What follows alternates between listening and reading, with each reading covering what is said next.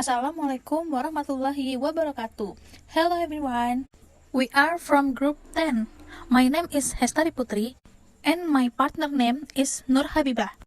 So, in this presentation, we will discuss about elliptical sentence continued. Baik, langsung saja.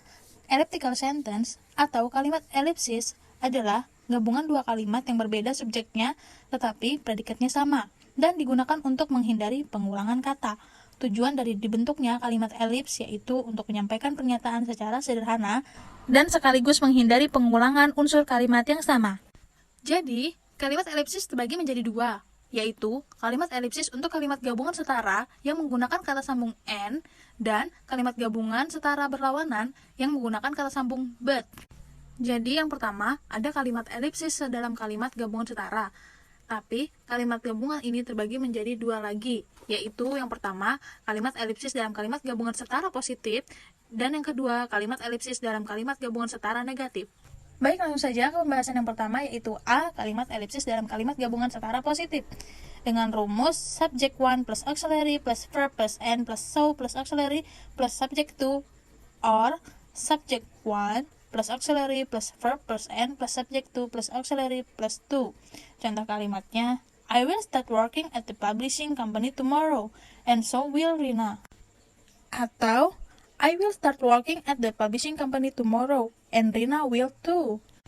Dan catatan, jika kalimat gabungan tersebut tidak menggunakan auxiliary, maka rumus yang digunakan adalah subject 1 plus verb plus and plus so plus do or does or did plus subject 2.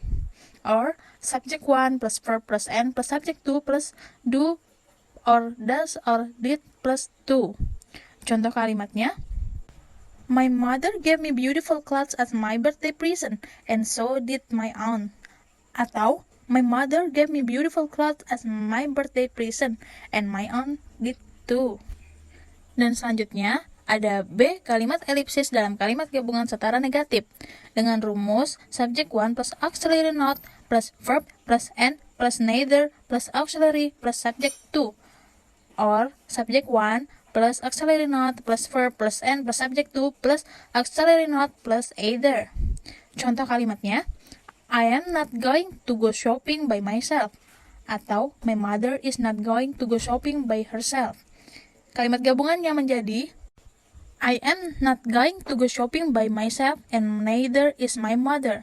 Atau, I am not going to go shopping by myself and my mother is not either. Selanjutnya yang kedua, ada kalimat elipsis dalam kalimat gabungan setara berlawanan. Rumusnya, subject 1 plus auxiliary plus verb plus but plus subject 2 plus auxiliary not plus verb, atau subject 1 plus auxiliary not plus verb plus but plus subject 2 plus auxiliary plus verb. Example, Rini is working in the private company. Sinta is not working in the private company. Kalimat gabungan menjadi, Rini is working in the private company, but Sinta is not. Jadi, selain menggunakan kata but, juga bisa menggunakan kata while atau whereas. Contohnya, my brother play tennis every weekend. My sister doesn't play tennis every weekend. Kalimat gabungan menjadi my brother play tennis every weekend, whereas my sister doesn't. So, materi yang akan kita bahas pada presentasi kali ini ada 3, yaitu A, and neither, yang kedua, either or, dan neither nor, dan yang ketiga, both and. Baik, langsung saja. Yang pertama, and neither. Penempatan neither setelah kata kerja bantu atau auxiliary, to be, ataupun modal. Kita tidak perlu menuliskan kalimat kedua lengkap. Cukup tambahkan and plus neither plus to be or modals or auxiliary plus s. Untuk kata kerja kata bantu atau auxiliary, to be ataupun modal menyesuaikan dengan kalimat yang pertama berbentuk negatif. Example, they won't help you. Mereka tidak akan membantumu. We won't help you. Kita tidak akan membantumu. Kalimatnya menjadi, they won't help you and neither will we. Mereka tidak akan membantumu dan begitu juga kami. Contoh kedua, I don't understand about math. Saya tidak mengerti tentang matematika. Dina doesn't understand about math. Dina tidak mengerti tentang matematika. Kalimatnya menjadi, I don't understand about math and neither does Dina. Saya tidak mengerti tentang matematika dan begitu juga Dina. Selanjutnya yang kedua, ada either or dan neither nor. Either atau neither digunakan untuk menggabungkan dua buah kalimat, baik itu kalimat positif maupun negatif. Either dan neither hanya berbeda satu huruf, namun keduanya memiliki makna yang berbanding terbalik. Baik, yang pertama kita akan membahas either. Either digunakan setelah kata kerja negatif. Selain itu, either digunakan untuk menyatakan sebuah persetujuan dengan pendapat negatif. Dalam beberapa kondisi, either juga digunakan untuk menunjukkan sebuah pilihan dari dua opsi yang ada atau mengajukan dua pilihan. Kamu juga bisa menggunakan either saat belum memiliki pilihan dari dua opsi yang diajukan. Either jika ditemui oleh dua pilihan, maka akan disatukan dengan kata or. Example, Jerry is not in a good mood, and you are not either. Contoh yang kedua, he did not write this article, they did not either. Contoh ketiga, I cannot catch the chicken, and she cannot either. Yang kedua ada neither. Kosakata ini digunakan untuk memberi persetujuan atau kesepakatan atas pernyataan negatif. Kosakata ini ditempatkan sebelum kata positif dan diikuti oleh kata kerja sebelum subjek.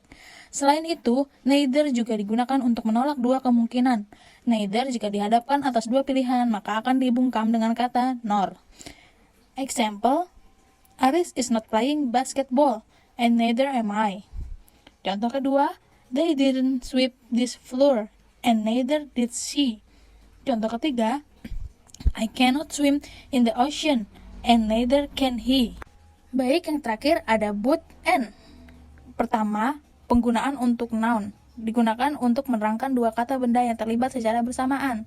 Contohnya, he has passed all the tests, both the reading and the listening tests. Contoh kedua, you have to read this book, both the blue one and the red one.